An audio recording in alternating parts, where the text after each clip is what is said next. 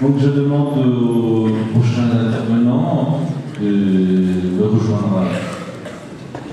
J'ai dit à la table ronde, il n'est pas si que ça, à la tribune, peut-être. Donc avec une prise de parole plus institutionnelle, en la présence de M. Bouvet, directeur régional de la DRGSCS, Madame la Jeunesse Bay et Madame Francine Herbeau-Dautin du Conseil régional.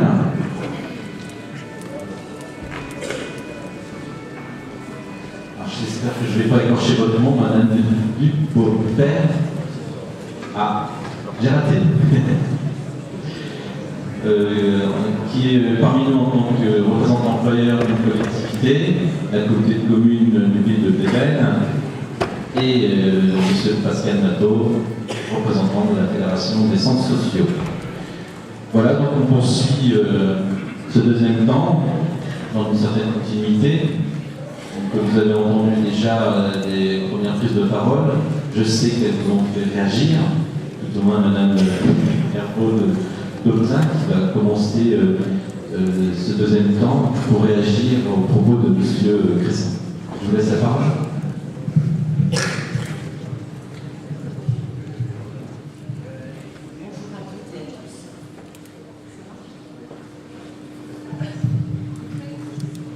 Ce que je vous donne celui-ci, il est très puissant, et les vôtres, il faut vraiment le mettre très très près. C'est bon, ça va aller. Donc bonjour à toutes et à tous. Donc je suis Francine Herbeau-Dautin, je préside une commission formation permanente au Conseil régional. Je travaille avec comme vice-président M. Pierre de Saint-Ignon. Je pense qu'il faut souligner que le Conseil régional est quand même très impliqué sur la réussite des jeunes. Et notamment, Pierre de Saint-Ignon porte fortement la politique sur l'emploi des jeunes. Tout à l'heure, M. Lécluse a parlé du pacte pour l'emploi des jeunes. C'est 50 000 emplois. C'est l'ambition que porte la région pour ces jeunes. Ce pacte, il va se décliner dans différents dispositifs. Vous aurez l'apprentissage, la formation, des dispositifs d'insertion. Ce pacte a aussi une vocation d'adaptation sur tous les territoires. C'est-à-dire que dans les territoires, vous avez des problématiques différentes. Quand on va sur le terrain, on s'aperçoit très vite que si vous êtes à Boulogne ou si vous êtes à Avesnes-sur-Helpe, les problématiques sont différentes. Il faut, quelque part, nous, en tant que conseil régional, nous avons la responsabilité de faire en sorte de s'adapter justement à tous ces territoires. Alors, je partage tout à fait le propos de M. Lécluse tout à l'heure quand il a évoqué notamment le décrochage. Moi, si je regarde de près un dispositif qui s'appelle l'école de la deuxième chance, qu'est-ce que j'y vois? J'y vois avant tout de l'individualisation, de l'aide individuelle à l'élaboration, je veux dire, d'un projet de vie. C'est au-delà du projet de formation, mais il y a un projet de formation qui est inclus dedans. Moi, j'y vois la prise en compte de ce qu'on appelle des difficultés périphériques. C'est-à-dire que, par exemple, quelqu'un qui ne se projette pas dans un minimum de mobilité va avoir des difficultés pour trouver un emploi. Il faut aussi pouvoir lui apporter des vraies réponses par rapport à ça. J'y vois aussi, dans ce dispositif-là, qui est l'école de la deuxième chance, j'y vois aussi un travail en lien avec les entreprises. Je pense que ça aussi c'est important quand on veut arriver à l'emploi. Il ne faut pas qu'on ait une vision que formation, mais il faut bien l'élargir au monde économique et à ses problématiques. Mais ce modèle-là de l'école de la deuxième chance, moi c'est clair, hein, je trouve que la formation initiale, l'orientation, tout ça devrait être sur le même modèle. On devrait aujourd'hui faire en sorte que l'école soit l'école de toutes les chances. Je pense qu'il y a un vrai problème. Quand on se dit qu'on supprime des postes d'enseignants, quand on supprime des RASED, quand on supprime des psychologues scolaires, ben, je suis désolée, mais moi je m'interroge sur la pertinence de ce que l'on fait dans la formation initiale, même si c'est pas mon domaine, même si c'est pas ce que je fais au conseil régional, pourtant je m'interroge. Et je trouve quand même qu'on est dans une espèce de régression. Et je pense que, bon, au lieu de cette espèce de RGPP qui est aussi dans l'éducation nationale, je pense qu'on devrait plutôt développer la qualité de notre enseignement. Bon, voilà, la qualité de l'enseignement, de la formation initiale. Et je pense qu'on devrait vraiment prendre en compte beaucoup plus l'individu qui va devenir un citoyen et qu'on doit aider à s'insérer dans la société, notamment par l'emploi, notamment par la formation. Alors c'est vrai que, bon, moi je suis très attachée à une refonte du système de l'orientation et à un accompagnement individuel. Hein. Je suis aussi très attachée à la prise en compte des difficultés périphériques, le logement, la mobilité, tout ça, je pense qu'il faut vraiment que ce soit des choses qui soient prises en compte. On ne peut pas saucissonner un individu. Il est un tout, il est un citoyen à part entière. Et donc, je pense qu'on a vraiment un gros effort à faire sur cette façon de voir les choses différemment. Alors, bon, je reviendrai juste, par exemple, sur la politique d'apprentissage qui est portée par le Conseil régional. Elle est portée par Philippe Kemel, qui est vice-président au Conseil régional. Je pense que là aussi, quand cette politique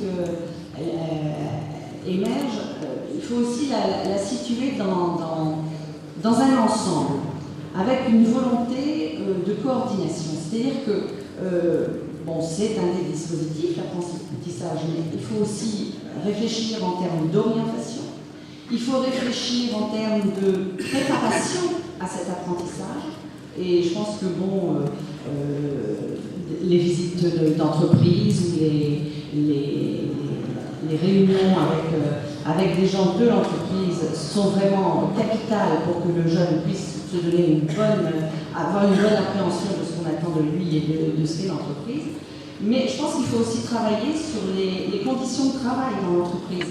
Aujourd'hui, l'apprentissage, enfin, pendant longtemps, l'apprentissage a souffert d'une mauvaise image. Mais pourquoi? Parce que quelque part, le jeune qui arrivait en apprentissage, on lui faisait faire quoi? On lui apprenait quoi? Bon, voilà, aujourd'hui, c'est ça aussi qu'il faut remettre en cause. C'est ce modèle-là qu'il faut remettre en cause. Et donc, il y a tout un travail sur les conditions de travail au sein de l'entreprise. Et puis, il y a la mobilisation des entreprises, parce que aujourd'hui, la grosse difficulté, c'est de trouver un contrat d'apprentissage pour un jeune. Alors, on le renvoie, c'est lui qui doit trouver, c'est sa famille qui doit se mobiliser, et chacun mobilise son réseau, et c'est la galère. Donc, ça aussi, il faut voir l'ensemble, et il faut aussi qu'on ait une vraie dynamique vis-à-vis des entreprises, et que ces entreprises comprennent tout l'intérêt qu'elles ont à devenir, on va dire un gros mot, une entreprise apprenante. Mais quelque part, c'est ça, quoi. Il faut vraiment que l'entreprise soit consciente que si elle forme des jeunes, elle y trouvera aussi un intérêt après, parce qu'ils seront mieux formés, ils seront formés dans l'entreprise, ils seront formés sur des choses pratiques. Ça leur va bien, ces jeunes, ils préfèrent avoir du concret. Eh bien, prenons-le en compte, mais l'entreprise doit aussi se mobiliser là-dessus. Après, je pense qu'il faut aussi savoir qu'il faut qu'il y ait un accompagnement par un tuteur. Alors, quand on parle de tuteur, c'est le conseil régional est en train de mettre en place un système de tuteurs au sein même des missions locales pour accompagner. Mais il y a aussi le tuteur en entreprise. Ce tuteur en entreprise, il faut qu'il soit formé lui-même. Parce que sinon, de toute façon, on n'a pas des qualités pédagogiques qui arrivent comme ça, par hasard. Ça se travaille aussi, ça. Donc voilà, il y a toute cette globalité à prendre en compte quand on promeut une politique. Je pense que, bon, pour faire une petite parenthèse, le monde économique va changer aussi. Et je pense que d'ici quelques temps, on aura aussi des emplois qui vont changer fortement en prenant une dimension durable. C'est tout ce qu'on appelle les métiers verts, etc. Et je pense que ça aussi, c'est à prendre en compte parce que nos métiers vont évoluer. Les métiers d'aujourd'hui ne seront pas les métiers de demain et il y aura des nouveaux emplois qui vont émerger. Le conseil régional a aussi à prendre en compte ça. Donc voilà, après, ce que je voulais, c'est faire un petit peu un focus sur l'accès à la commande publique. Et donc là, ça va plutôt parler aux organismes de formation. Il faut quand même savoir que notre composante, puisque nous sommes écologistes, a mis dans ses priorités le service public de formation. Je pense que cette notion est vraiment quelque chose de capital et à préserver et à voir comment est-ce qu'on peut la décliner. On a en région des enjeux qui sont des enjeux de sécurisation de parcours, d'élévation du niveau de formation, de renforcer l'efficacité de nos outils. Mais je pense que, et puis il faut effectivement qu'on s'adapte à tous les territoires. Mais aujourd'hui, on a une espèce de carcan avec les marchés publics. C'est vrai que le marché public, le principe de base, c'est l'égalité d'accès à la commande publique. Bon, ça c'est peut-être très bien, hein. Sauf que ça nous a privé quelque part d'une possibilité d'ingénierie dans la construction des formations. C'est-à-dire que les organismes de formation, ils ont une compétence. Et si on passe par un appel d'offres, aujourd'hui on s'aperçoit qu'on ne peut plus, en quelque sorte, bénéficier de cet échange qu'on pouvait avoir dans d'autres formes d'achat public. On ne peut pas co-construire un marché ensemble et après que les organismes y répondent, parce que quelque part vous faussez la concurrence en quelque sorte. En construisant avec l'un plutôt qu'avec l'autre, on peut tout à fait vous dire mais vous avez favorisé l'un plutôt que l'autre. Et donc ça nous a privé quand même de toute cette possibilité de co-construction. Maintenant, on a différents modes d'accès à la commande publique. Vous connaissez les subventions, vous connaissez la concession, on a la possibilité de faire des groupements d'intérêt public, etc., etc. Je voudrais mettre un petit focus sur une nouvelle forme qui est le mandatement avec octroi de droits spéciaux. Je suis désolée, c'est très technique. Mais ça veut dire qu'on est dans une situation, étant donné que les marchés publics s'imposent à nous, c'est la légalité. On est dans une situation où on essaye de trouver quand même des modalités qui soient plus adaptées à ce carcan-là. Et l'Europe a développé d'autres notions, mais le droit français ne prend pas en compte ces notions autres que le marché public. Il ne l'a pas traduit dans le domaine de la formation. Et je pense que c'est vraiment dommage. Et si nous avons une responsabilité politique, c'est justement d'aller vers d'autres modes d'accès à la commande publique. Il y a des régions qui se sont fortement engagées dans ce processus. Par exemple, en Charente-Poitou, en PACA, en Aquitaine, il y a des politiques qui essayent justement de sortir un petit peu du marché public pour arriver vers ce mandatement avec octroi de droits spéciaux. C'est une façon de pouvoir co-construire. On met en place un jury, on labellise les organismes pour 5 ans, ce qui leur permet, étant donné qu'ils ont 5 ans de contrat, ça leur permet aussi d'avoir une certaine marge de manœuvre, une certaine assurance financière pour pouvoir être plus serein, je veux dire. Et puis ça nous permet de pouvoir remettre du dialogue avec les organismes de formation. Alors c'est vrai que je suis tout à fait consciente que c'est très technique pour beaucoup de gens, mais c'est vrai que pour les organismes de formation, je pense que c'est un espoir. Bon, c'est vrai qu'il faut aussi une très forte volonté politique pour mettre en place ce genre de choses. Il faut une très forte volonté politique pour associer les organismes de formation. Et que l'aspect juridique n'est jamais tout à fait acquis, puisque de toute façon, ça ne se traduit pas aujourd'hui dans la loi.